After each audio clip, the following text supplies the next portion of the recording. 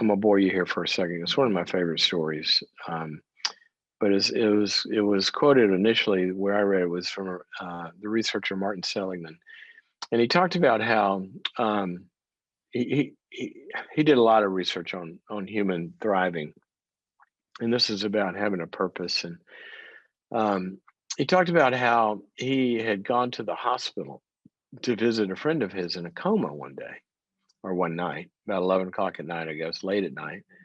His friend's in a coma. He just wanted to drop by and sit at his bed and just, be there and meditate, be with him. And while he's there, the night manager, no, I'm sorry, not the night manager, the night janitor comes in to the hospital room. And the janitor starts straightening up and cleaning up and emptying the trash and all that. But then the janitor reaches into this big bag that he had brought into the room. And he pulls out, first thing he does is pulls out like a vase of flowers and puts them up on the shelf or the bureau. And then he reaches in there, he pulls up this print of a painting and puts it up somewhere. And basically he's kind of like redoing the room, not just emptying the trash and mopping the floor. Seligman gets interested in this, and he looks at him and he says, "So what are you doing?" Now, I'm not going to get the exact quote right with the words, but here's what the guy said, basically. He said, "Oh, I'm helping Mr. Jones here get well." Seligman says, "Tell me, how are you doing that?"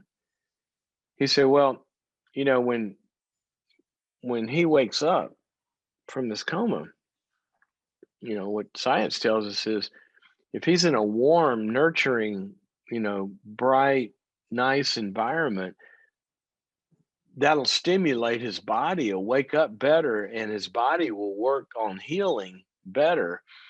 And if the doctors have a nice, orderly, nice, bright place to work in, it's not, a mess and cluttered and all. If it's nice, their brains will work better. They can concentrate better, the doctors and the nurses, and they'll do a better job helping Mr. Jones." See what I do here? It's very important. I'm helping Mr. Jones get well. Now think about that. That's a little different than I just have a job, which gets us into kind of the thought for the day is how we frame things. See, that's a framing issue. When we look at how we operate and how we perceive situations, one of the big things that psychologists have learned over the years that how we frame something, be a lot of phrases you could look at this, but kind of like how you look at it, right? You look through a frame, right? How are you seeing this? See, everybody sees the same thing, but they don't see the same thing because the frame determines what we see. Give you a simple example. And this is going to come from us, not from what's out there. What's out there is data. This is why we can give a Rorschach, the ink blot test. We give the ink blot test to people. Everybody doesn't see the same thing. Did you know that? Oh, it's a butterfly. Oh, it's this. Oh, it's that. Not only do they not see the same thing, they don't even mention the same aspects of the features of the ink blot. You know why? Because their personality structure and their emotional states and their cognitive processing is going to literally see it differently. And we know that on card number X, depressed people tend to see ABCD, or people that can't see the big picture in life tend to see ABCD. And there's a lot of research that shows what the frame is that we bring to something determines what we see. So, simple example. Somebody doesn't call you back. Okay. How do you frame that? One person, they don't get a call back. One person says, "Oh, they're such flakes. They never call me. They're so irresponsible. How could they be so rude?" Another person doesn't get a call back and they say, "Oh, I wonder if the message got through. There might be something wrong in the system." Another person doesn't get the call back and they say, "Oh gosh, I didn't hear. I hope they're okay. I wonder if they're sick. I should call." How quick are we to judge based on what's in our own hearts, what's in our own minds? What do you do when you see somebody that's struggling? Do you blame them? Some people do. Well, if they wanted to change, if they really cared, if they wanted to, they'd change. Not what the research shows. It's not what the Bible says. You hear that all the time. If they wanted it bad enough, they would do it. Go read one of my favorite passages, seventh chapter of Romans, where you got Paul, who's, kind of, I think he kind of made the all star team of, people of faith. He says, "The good that I would do, I don't even do. I do the same stupid bad thing I said I wasn't going to do again. And I don't do the good stuff. I make my New Year's resolutions.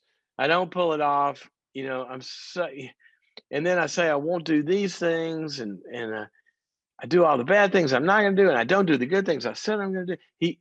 He wants to, but he finds himself trapped in dynamics and bondage. He's unable. But a lot of people run around assuming that anybody can just pull the trigger and change, and they judge them. You might be doing that about somebody. You might be doing it about a family member. You might be. I want you to get inside your head. That's why one of my favorite verses says, "Judge not, lest you be judged." For the same way, the methodology, the measure, it says, the same way that you judge others. Now, think about this. It says, that's how you will be judged.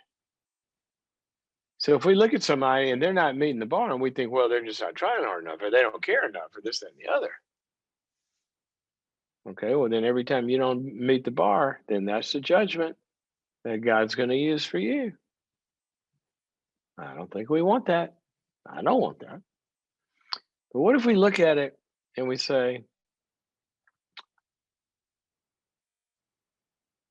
I wonder what's wrong? I wonder what's missing. I wonder what help they haven't had that they need. I wonder what biological processes are going on. I wonder what environmental processes are going on. Or, and here's where I'm not going goofy to one side, I wonder if they are just unwilling and resistant and they have been offered every opportunity and every help that we can provide, and they're choosing to not. See, that is an option, but we can't make that assumption. I'm not trying to do away with responsibility. And anybody that falls on one side of that equation is going to be wrong.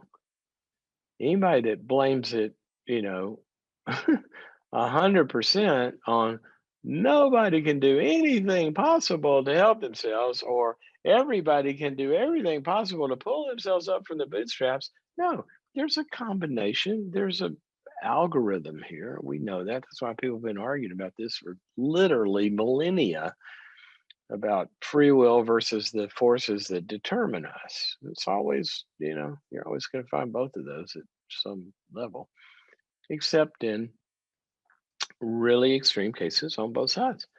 You find some people that just are going to resist goodness and say no. And you find some people that are they're just so abused and never have a chance. I mean, a crack baby, you're born addicted. I don't think you're doing anything to choose your problems. So the extremes are true in certain cases, but most of the times, we don't know what we're dealing with. So let's not judge somebody. You see the video of their life and you see how they got to where they are today. We can hold people responsible without judging. And that's a big difference. That is a big difference. A big difference. All right. So think about how you're looking at people before you judge somebody's, being a snit that day. How do you know what happened to them that morning? How do you know what's going on in their life or their marriage? You don't know. So let's try to listen and understand first. Okay. There's our word for the day.